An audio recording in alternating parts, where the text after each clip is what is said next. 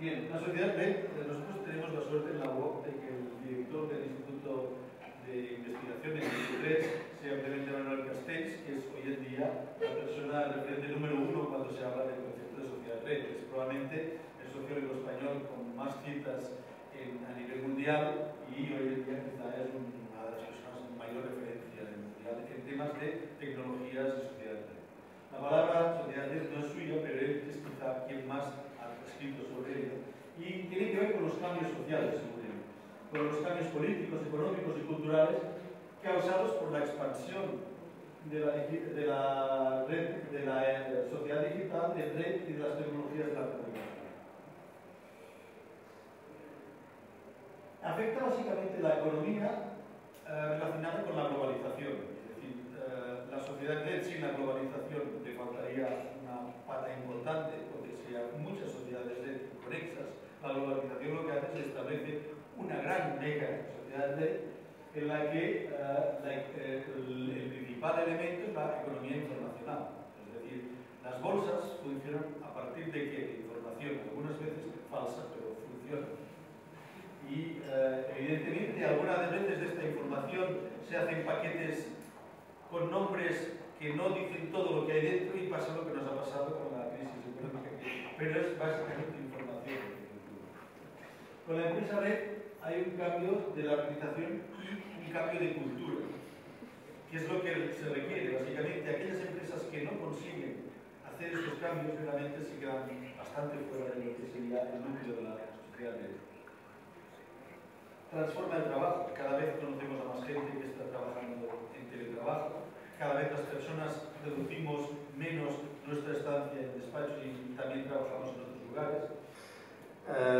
Y luego hay el concepto de la virtualidad, el mundo real frente al mundo virtual.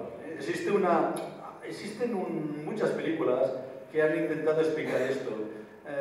Y mucha gente cuando entiende las redes sociales se habla de la película La Red, la película que ganó el Oscar este año, y que habla sobre Facebook, que para mí no explica nada sobre las redes, muy poco.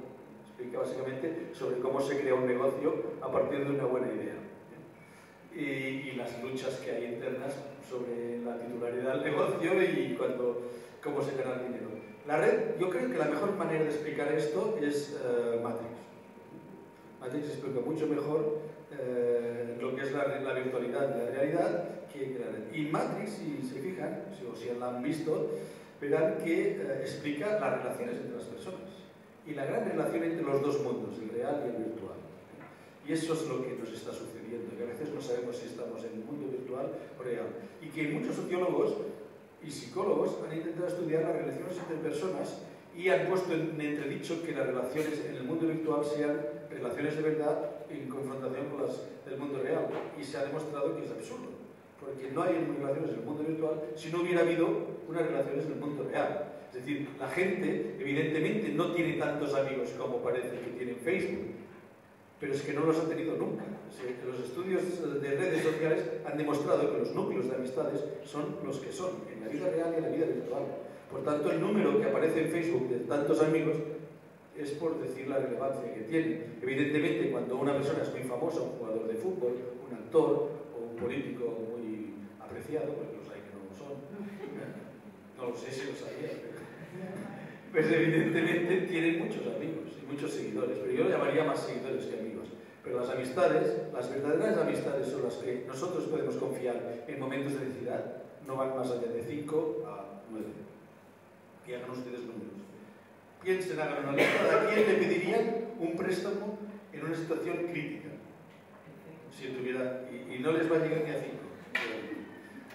Y estas son las verdaderas amistades, porque las otras son amistades para ir a tomar copas, para divertirse, pero no son amistades de verdad. Por lo tanto, los círculos se van expandiendo. Y finalmente, lo importante en la sociedad red es que nuestra vida forma parte del espacio de los flujos y de los flujos de información, evidentemente. No estamos hablando de flujos químicos, sino flujos de información, que también, pero evidentemente flujos de información. Toda la sociedad, de hecho, toda la vida está basada en redes de intercambio de flujos. Y ahí sí que entran los que había dicho que no forman parte de la nuestra. ¿Por qué? Porque es que es verdad, es decir, es un intercambio lo que nos complementa. Y en el área de conocimiento, la UOC, que es una universidad que creció con la voluntad de dar un servicio de formación a distancia, lo que pasa es que se entró en las tecnologías en un momento en que aún Internet estaba muy incipiente, se está convirtiendo evidentemente en un lugar de aprendizaje compartido. ¿Qué es la diferencia respecto al aprendizaje tradicional, al que había siempre habido? El aprendizaje tradicional pensaba que cada uno construía su propio conocimiento a partir de lo que iba aprendiendo, mientras que el aprendizaje compartido, colectivo, que hay una especialidad llamada el aprendizaje conectivo, es el que utiliza la red para aprender y que evidentemente, como os ha dicho, cada uno controla su propio aprendizaje, como ha explicado muy bien Lucía. Eso que es una de las características de la UOC, es que cada uno controla su propio aprendizaje, y esto es básico en la sociedad. El espacio de la sociedad red se crea a partir de tres elementos. Los lugares donde se dan las actividades, que esos lugares evidentemente principalmente es Internet, pero nosotros accedemos a Internet por muchos caminos, sea el móvil, el ordenador, podemos hacerlo, ahora ya incluso por televisor, podemos acceder a Internet por muchos lugares. Luego existen las redes de comunicación física, es decir, está claro que estamos hoy en día inmersos en un mundo de comunicaciones por cable o por ondas. ¿Qué efecto tendrán las ondas sobre nosotros? No lo sabemos. El microondas nos calienta la leche. Nosotros sí no sabemos si vamos a calentarnos muchos con tantas ondas. Evidentemente, las consecuencias que tiene este tipo de medios no lo sabemos, pero está claro que todos sabemos que en este momento estamos bombardeados por ondas por todas partes, aquí, en esta misma habitación. Es la sociedad en la que vivimos. Todas estas redes de comunicación físicas, porque también las ondas son físicas, están condicionando y son los que facilitan y posibilitan el espacio de la sociedad. Finalmente, el contenido y la geometría de flujos, es decir, una comunicación o unos vínculos en la sociedad red tienen sentido si van en dos sentidos. Si solamente son en un sentido, son jerarquizantes, es decir, yo tengo más nivel que tú y yo transmito. Es lo que hasta ahora había sucedido. Los poderosos, y no vamos a hablar solamente de políticos, el mundo del poder se comunicaba con el resto de la sociedad unidireccionalmente. Yo tengo el poder de la información y yo te la doy a ti. Tú te queda opción de creerme o no creerme. Pero no, a mí tu opinión no me llega ni me interesa que me llegue. Hoy en día esto no es posible. Hoy en día la información va en los dos sentidos. Por eso está pasando lo que pasa, ¿no? Y uno de los ejemplos lo tenemos, por ejemplo, en las revueltas que ha habido en el norte de África, ¿no? Que la gente se ha cansado, sencillamente se ha cansado de solo escuchar. De hecho, vamos a hablar.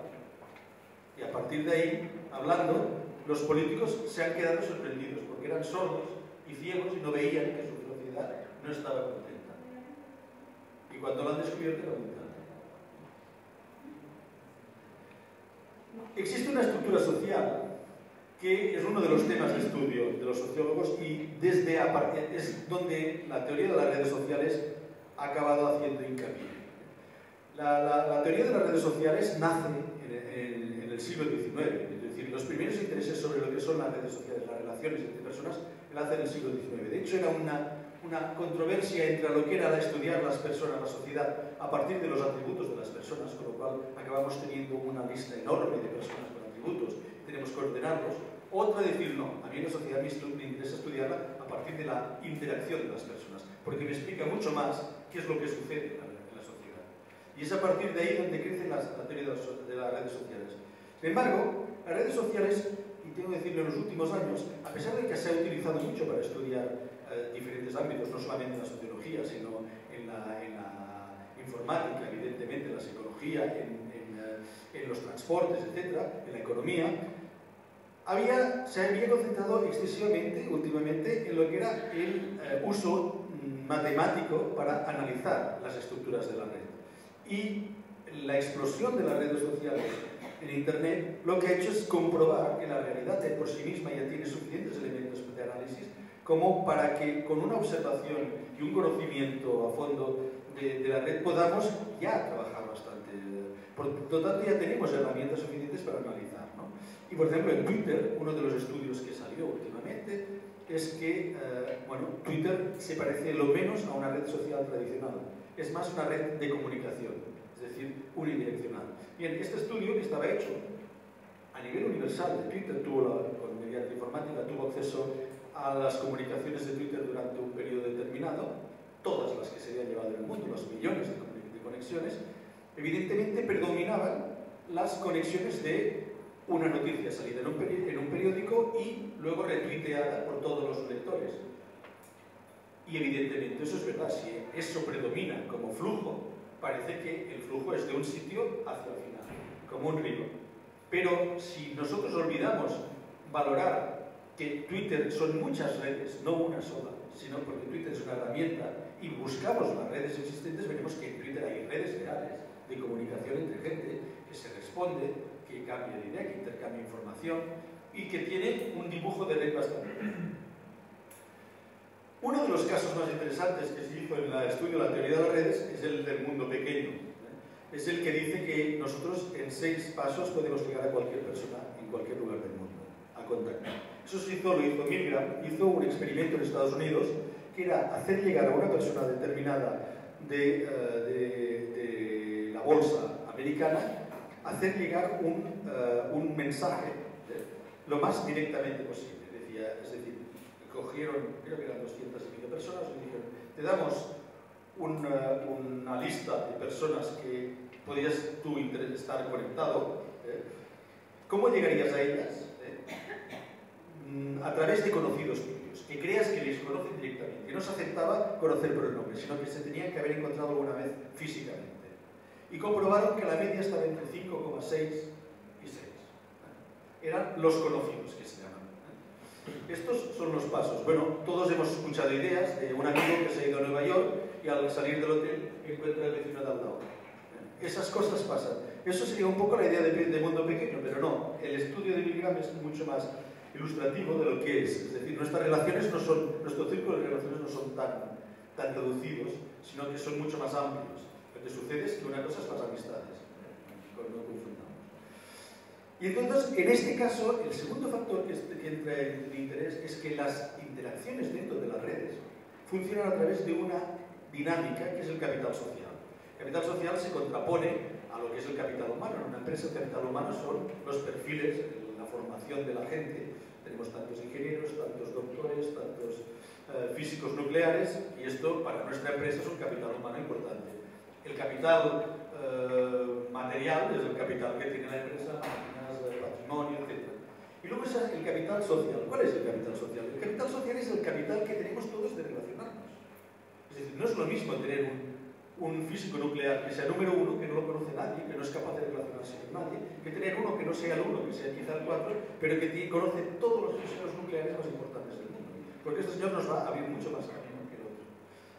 Y evidentemente el capital social, que está aquí, perdona, voy a leerlo, ¿cómo son las posibles relaciones dentro de las redes sociales? Hay una capacidad de cohesión. La capacidad de cohesión hace la investigación de actores iguales. Buscamos actores que sean iguales. Y luego la búsqueda de relaciones de jerarquía. Existen mucho los clubs americanos de Estados Unidos, que hacen gente del mismo rango social, se reúne y lo que hace es establecer estas relaciones de jerarquía. Cuando uno quiere subir de rango en la empresa, lo que busca es que le inviten al club aquel para ganar prestigio y ganar mejores relaciones. Eso es una manera de escalar en una sociedad que pretende ser igualitaria como la americana. Luego hay una capacidad de conexión, que esa es muy importante. Es el caso que explicaba de una persona que igual es un gran profesional, pero que no tiene tantas conexiones como alguien que es menor, es un profesional de menor nivel, pero en cambio tiene mayor poder de conexión. Y finalmente, la capacidad de hacer puente. Es muy importante que las redes sociales no sean, por ejemplo, redes encerradas en sí mismas. La idea del club americano podría ser un club donde la gente llegue a la endogamia, que decimos nosotros, ¿no? Lo más importante que es la capacidad de relacionarse. Yo estaba mirando, y lo voy a decir un poco, una de las mapas que son las megaregiones económicas de Europa, que lo elaboró un grupo de un profesor de Toronto, la Universidad de Toronto, que se llama Richard Florida, que escribió un libro de divulgación que se llama ¿En qué ciudad quieres vivir? Él explica que para escoger una ciudad donde queremos vivir tenemos que tener en cuenta una serie de factores, como es los servicios, la capacidad de mejorar profesionalmente, etc. Una serie de condicionantes. Y en este estudio, este mensaje de decir voy a ayudarte a buscar la ciudad donde quieres vivir, lo que está pretendiendo es demostrar que hay unas áreas económicas que van más allá de los estados-naciones y que son regiones económicas. La primera del mundo es la que ahora en este momento está sufriendo la contaminación nuclear y que realmente en la economía del mundo yo creo que va a tener unas consecuencias importantes que ahora no nos podemos imaginar. Pero es la primera región económica del mundo. No como país, que engloba Japón, pero la segunda, creo que si no me equivoco, es la que hace el eje entre Washington y Nueva York, creo que llega hasta Toronto. Es toda esta zona este de Estados Unidos, la segunda. Bien, explicaba que en España hay 3 regiones distinguibles, grandes, y lamento que ahora no voy a citar Canarias, pero estoy hablando del estudio de este señor. Las 3 marcadas que destacaba era una, el eje mediterráneo, que va desde Alicante, pero que llega fuera de las fronteras españolas hasta Lyon, una zona de 25 millones de personas. La segunda es la que va desde Lisboa hasta La Coruña, y la tercera es evidente, imaginable, es Madrid. La única que no está transnacionalmente conectada es Madrid. Según este señor, Madrid tiene un problema. Houston tenemos un problema, tiene un problema, que es la falta de conexión, es lo que estaba diciendo, y aquí las conexiones puente, el poder conectarte con otro, porque si no adquieres conexiones puente externas, tu valor va perdiendo, porque no enriqueces, es los de fuera los que te van a traer. Se decía que cuando el pueblo romano llegó aquí trajo cultura, pero también se llevó la cultura de los iberos que tenemos aquí en África. O sea, es normal el intercambio de información. ¿Sí? Bien. Una de las ideas que suponen cambios en nuestra sociedad es la de las tecnologías públicas. Esto Zygmunt Bauman, que es un señor ya mayor, pero que tiene ideas muy jóvenes, muy juveniles, es un pensador que ha hecho referencia a la modernidad líquida pensando básicamente en 3 criterios: la globalización, con las migraciones, el nomadismo y el turismo. Él considera que el turismo forma parte de esta realidad líquida, las webs, internet y los teléfonos móviles, y finalmente el mundo de la subjetividad, es decir, de la interacción y el enorme potencial de las TIC. Son 3 factores que además, si ven ustedes, se repiten bastante últimamente en nuestros medios, ¿no? La idea del individualismo, el exceso de individualismo, la idea de que hablábamos ahora de las 2 realidades entre virtualidad y realidad, y luego la idea de este viaje constante, que ya no sabemos dónde vivimos, y que un poco era la justificación de este libro de Richard Florida que les estaba citando yo ahora. Es la idea, búsquese una ciudad, cosa que en Estados Unidos ya hacía, él decía que en Estados Unidos las personas, la gente normalmente cambia de lugar cada 20 años. Cosa que aquí en Europa es más difícil por el tema del idioma y por la cultura. En América todas las ciudades son muy parecidas y no se plantean tantos problemas. Cambiar de lugar. Bien, en todo ello estamos en una sociedad donde la innovación es fundamental. Y hay un estudio hecho por la Universidad de Cataluña, un estudio liderado por el profesor Castell y por nuestra doctora Maturella, en la que se hace un estudio de la relación que existe entre la innovación y las tecnologías. La conclusión a la que se llega es que existe una relación muy directa entre lo que es la integración de las tecnologías en la empresa y lo que es la innovación. Es decir, innovar sin tecnologías es bastante importante. Por tanto, tenemos redes sociales de información. Aquí podemos, por ejemplo, en el caso del turismo, un hotel en Ámsterdam y todo lo que se puede dar. Una web de conocimiento, que nació como web de conocimiento, que además también ofrece productos, pero que es atrás.com, pero que es una web que fue muy innovadora, que es una empresa muy innovadora en lo que es la comunicación viral, el uso del marketing viral para llegar al público. ¿Por qué? Porque su público es básicamente un público juvenil que es muy sensible a este tipo de publicidad. La publicidad viral, si se acuerdan, es aquella que empezó una vez en YouTube con unos jóvenes que lo que hacían era retirarle el escaño a Zapatero en el Congreso de los Diputados. Y aquel vídeo, en cuestión de horas, se distribuyó más que ningún otro vídeo en España. Y eso es la comunidad dominicana. Pero tenemos redes sociales online del conocimiento, todas las que están aquí, algunas de ellas se han citado, como LinkedIn, Facebook, etc. Para lo que es el conocimiento, evidentemente en España, en la primera red social de conocimiento turístico que se elaboró fue Turismo 2.0, se creó alrededor del 2008, si no me equivoco, 2007-2008, y yo que la seguí fue la que me motivó a hacer la investigación en inglés estructural, aunque no gira sobre ella solamente, pero fue la que me inspiró porque vi que el crecimiento exponencial de seguidores de esta red era increíble. En pocos meses se alcanzó una masa crítica importante de miles y miles de personas. En este momento, si no me equivoco, estamos alrededor de los 20.000 usuarios, que es mucho, para una red social. Pero además, como le decía a Desiderio, a mí lo que verdaderamente me sorprende de esta red es que rompió por primera vez las barreras que existían en la comunicación entre profesionales de un sector que normalmente se ve reacio a comunicar. Y eso, para mí, fue un motivo de interés. Las redes sociales y movilidad tenemos básicamente la que se realiza en la red, por la conectividad, por la información, por los sectores económicos, y así tenemos la geolocalización. Es otra forma de compartir conocimiento. Yo estoy en tal sitio y he visitado este sitio, y además lo podemos poner en un mapa, en la visión satélite del Google Maps, y podemos informar a mucha gente.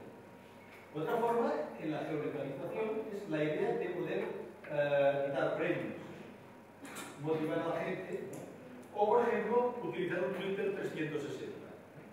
Podemos tuitear de cualquier cosa a nuestros amigos y además saber los que están más cerca y tuitear con los que tenemos más próximos. Son diferentes aplicaciones. Todo ello en el turismo, ya no solamente en el ámbito profesional, sino en el ámbito comercial, significa una cosa. Y yo me centraré. Me focalizo ahora un poco después de hacer el arco de lo que serían las redes sociales y la sociedad red, hablar ya sobre el turismo. ¿Qué es lo que nos supone para el turismo las redes sociales? En el ámbito comercial es una revolución total. ¿Por qué? Porque el turismo tiene un problema, y es que para vender, tiene que vender algo que el turista no puede ver en el momento. Cuando uno quiere una lavadora, va a la tienda, la ve, la toca y luego se la trae. Evidentemente, pero ya sabe lo que significa. Cuando uno compra un viaje a un destino, no lo puede tocar, ni lo puede ver, no lo va a ver hasta que no vaya allí, hasta que lo consuma. Por tanto, necesita una cantidad de información importante. Y curiosamente, esta información normalmente proviene de la gente más cercana. El primer recomendador de viajes en el mundo siempre es nuestro amigo que nos recomienda. Pepito me ha dicho que se lo pasó muy bien en Canarias. Vamos a Canarias. Es la primera persona que nos recomienda. Por tanto, las redes sociales hacen esta función, porque hoy en día tenemos muchos más amigos, por tanto, saber que a otros amigos nos ayudan a recomendar los destinos y hacer que nuestra experiencia sea la nuestra, porque también es otra de las cosas que es importante. Dos amigos pueden ir al mismo destino en la misma época y tener experiencias totalmente diferentes, porque hay una cuestión de la percepción individual de la vivencia turística. Entonces, es importante que nos recomiende gente que sabemos que es cercana a nuestros gustos, a nuestras inquietudes. Ha habido 4 olas que han supuesto cambios fundamentales en la distribución. La primera es el impacto producido por Internet. La segunda, la aparición de las agencias online. La tercera, la introducción de las redes sociales. Y la cuarta, el triunfo de los smartphones. Y en este sentido, yo siempre digo que es verdad, hay un gran éxito de los smartphones, pero smartphones pueden morir de éxito si las compañías telefónicas no empiezan a racionalizar sus tarifas. Porque de luz a luz nos va a costar prescindir, pero del teléfono móvil caro podemos prescindir. Hay cosas de las que podemos prescindir. En este sentido, y hoy van a dar un ejemplo de este tipo de aplicaciones, la comunicación de proximidad es fundamental. El marketing de proximidad aprovecha las redes sociales y se basa en la geolocalización. Es decir, yo sé que fulanito está cerca de mí porque utiliza un programa como Foursquare que está revisando que está cerca de donde estoy yo. O yo sé que una persona va muy a menudo al cine tal o cual, con lo cual yo sé que a él le gusta este cine. Pues bueno, ya es una manera de hacer publicidad del cine. Los usuarios normalmente obtienen información de dónde están, de los alrededores y de las amistades cercanas. Esta comunicación de proximidad tiene, además, estrategias de marketing basadas en la fidelización. Las empresas pueden conseguir fidelizar a la gente. Y de hecho, por ejemplo, Foursquare pues, te da el título de alcalde de un sitio cuando eres el primero, o te da la camioneta del rey. O sea, son maneras que el fondo no da. Pero hay aplicaciones que además no solamente te dan esos títulos tan honoríficos, sino que además te dan puntos para conseguir premios ya más tangibles. Bien sea descuentos en algún lugar, una comida gratis, etc. Esos son tecnologías push. Son tecnologías que lo que hacen es empujar a la gente a que utilice la herramienta y además, aumentando la herramienta, gana masa crítica, con lo cual yo puedo buscar empresas que quieran anunciarse en mi aplicación y por tanto una aplicación más atractiva económicamente. Así el negocio va creciendo. En el tema del metro, pues en París, que permite que además esta imagen que en Barcelona también existe, puedas poner el iPhone y puedas ver exactamente sobre el mapa con una visión de calle en qué dirección, de dónde estás tú, se encuentra la próxima parada. Aquí te la están tapando los edificios que tienes enfrente y te orientan. Bueno, ¿cómo explicaríamos la realidad aumentada? ¿No? Porque eso es una tecnología que se ha utilizado mucho. Y eso me tocó una vez que trabajamos con una gente de la Universidad Politécnica de Berlín, cómo podríamos definir así a grosso modo la realidad aumentada, porque tiene muchas diferentes corrientes de opinión en que se basa. Bien, básicamente si tenemos tres círculos, es la información, las redes, la geolocalización, en el núcleo central se encuentra lo que es la comunicación de proximidad más la realidad virtual, que sería la realidad aumentada. Las dos comunicaciones. Si en cambio, en la intersección entre información y geolocalización tenemos los GPS. Y en la intersección entre redes y geolocalización tenemos lo que sea el encuentro de amigos. Y lo que es información y redes, pues evidentemente sería la 2.0. Sería más o menos una manera de explicar gráficamente. Otra manera, por ejemplo, de hacer realidad aumentada es una aplicación que se llama Maya, que existe para iPhone y que permite que cuando la pasamos por delante de los edificios que vemos, nos explica exactamente qué es cada edificio. Si tiene un vídeo, nos sale, lo apretamos en la pantalla y estamos viendo el edificio sin tener que entrar dentro, lo cual no sé si turísticamente es muy recomendable, pero en cualquier caso nos avanza una información que evidentemente puede ser útil para que decidamos si vale la pena acercarnos o no. También otra manera, y no lo voy a pasar, pero es un vídeo que vale mucho la pena, es como BMW creó una aplicación para enseñar a su personal a reparar coches o a montar coches a través de la realidad aumentada. Se lo ponían unas gafas y podían ver lo que tenían que hacer en cada pieza, porque con sus gafas veían el coche y la pieza que tenían que montar, cómo lo tenían que hacer, etc. Eso es una manera de aprovechar la realidad aumentada. Es este caso, lo que era la Comunidad Valenciana, que lo que hicieron es crear una especie de plataforma donde reproducían en realidad aumentada diferentes monumentos de la Comunidad Valenciana que permitían verlos sin tener que ponerte ninguna gafa, solamente teniendo sobre una pantalla, una cámara que enfocaba el punto donde tú estabas y en la pantalla veías tu mano con un objeto. Por eso las tecnologías líquidas están basadas en que la nuestra es una realidad líquida que exige ganar flexibilidad, o sea, eso estamos claro, que nos prepara la información propia, que tenemos que integrar las plataformas tecnológicas. Hoy en día, ahora los problemas que tiene la mayoría de empresas es que tienen plataformas totalmente desconectadas de lo que es la 2.0, cuando el tema financiero y marketing 2.0 tienen que hacer grandes inversiones o tienen que cambiar la aplicación. Y finalmente, gestionar el e-marketing a través de nuevas aplicaciones, con lo cual tienes que formar a la gente y crear. Una de las cosas que hoy puedo hablar es del community manager. El community manager no se lo puede decir cualquiera. Y muchas empresas son reacias a dar información suya a gente externa, con lo cual ahí entra un conflicto. Si yo no puedo tener un community manager porque es una empresa demasiado pequeña y no quiero ceder mi información a una empresa externa para que me haga de community manager, me quedo fuera de la ley. Esto es lo asunto. Bien, aquí explico un poco por qué hay problemas para que el sector turístico comparta conocimiento. Pues básicamente por una serie de problemas propios, estructurales del sector. Un sector muy atomizado, un sector que temporaliza demasiado, con lo cual hay una rotación de personal demasiado grande, y de pequeñas empresas que no retienen este conocimiento, con lo cual se comportan bien. Las TIC nos permiten que las utilicemos en diferentes sentidos y en lo que es el destino, en la comunicación de un destino es donde las TIC pueden tener más fuerza también, no solamente en la empresa, porque el destino tiene una oferta tan variada y además puede segmentar tanto su oferta que puede llegar a esta estrategia más próxima, que es lo que le permite las redes sociales. Entonces, es muy importante, como he dicho antes, que las redes tengan dos factores importantes. Uno, una cohesión, y ahí vamos a ver un ejemplo, y termino ya, de un estudio que se realizó en destinos por un profesor de la Universidad de Milán, la Bocconi, que es Roberto Baggio, que estudió, junto con un profesor asiático, comparó las redes sociales en dos destinos diferentes, insulares, y creo que tiene interés para Tenerife, y es una en las Islas Fiji y otra en la isla de Elba, en Italia. Isla Fiji, en el Pacífico Sur. Comprobaron, y aquí vemos las redes, las dos de arriba, la de la izquierda, la figura 2, es la red de la isla de Elba. Y esta red está estudiada a partir de las relaciones que tienen las webs de las empresas de la isla, las empresas turísticas entre ellas.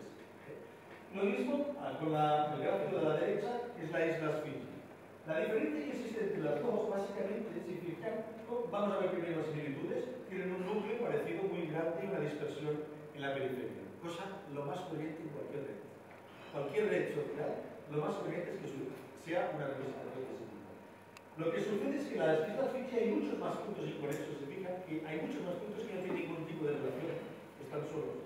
Y luego, en la de la izquierda, en la Elba, hay más empresas que hacen de núcleo y aglutinan grupos alrededor. Eso que se llaman clústeres. Y los clústeres son buenos, porque crean grupos de opiniones y entonces los puentes entre clústeres hacen intercambio de información. O sea, que es más productiva la red de la izquierda, de la isla de esta, a nivel de conocimiento, que la de la derecha. Y si se fijan abajo, y eso demuestra la validez del modelo que utilizaron ellos, cogieron para comprobar que su modelo tenía viabilidad, comprobaron webs aleatoriamente, no turísticas, sino aleatoriamente en Internet y sus relaciones entre ellas. Y les salió esto, ¿se fija? Eso es una red cohesionada al 100%, porque casi todos están relacionados con alguien. Lo que pasa es que es una red enormemente dispersa y donde falta, digamos, el capital social, lo que le falta son conexiones externas, donde tienes mucha cohesión interna, pero conexiones externas. Porque no es una red de conocimiento, es una red aleatoria en Internet. ¿Vale? Por tanto, la eficiencia aumenta cuando el liderazgo de los gestores de los destinos se cuida de fomentar que la red sea dinámica, de fomentar el intercambio, entender las redes como una nueva estructura para la mejora y hay que entender además el uso de las redes como online para reforzar las estructuras internas. Eso es un destino, aprovechando esas herramientas como Twitter. Por lo tanto, los destinos tradicionales, ya termino, estaban aislados y con redes internas inconexas, como hemos visto en el caso de Fiji, que es más un destino tradicional. Y las tecnologías 2.0 refuerzan la creación de redes sociales internas, y hay que saberlas aprovechar. Por tanto, las oficinas de turismo deberán liderar este cambio. Aquí tenemos redes de turismo 2.0, aquí una red que se creó a partir de Canarias, que es TRE, que es una red de profesionales que salió posteriormente a 2.0, porque es una de las más productivas que hay en España. Tenemos Fitur, que es la red de conocimiento de profesionales del turismo que se creó desde Fitur, la sede de turismo de España. Yo hice mi estudio sobre 112.000 usuarios en el año 2009 de redes encontradas en LinkedIn, en Facebook y en LinkedIn. 112.000 usuarios. Envié un cuestionario y me contestaron una masa crítica a través de Internet, aleatoriamente me contestaron 380 respuestas, que era la masa que yo necesitaba, que eran 350, con lo cual tengo un margen de error. Estoy ahora analizando los datos. Una de las últimas cosas para aprender hoy en día, y eso lo hago, lo estoy explicando, existe lo que se llama el entorno informal de aprendizaje. Las redes sociales como Facebook o LinkedIn forman parte de este entorno informal. Además del campus virtual, además YouTube, además todas estas herramientas que vamos explicando y que nos permiten esto que decía antes, lo que he dicho antes, decía, de que cada uno controla su propio aprendizaje y lo hace con la aportación de los demás. es lo que precisamente se valora como canal o como entorno ideal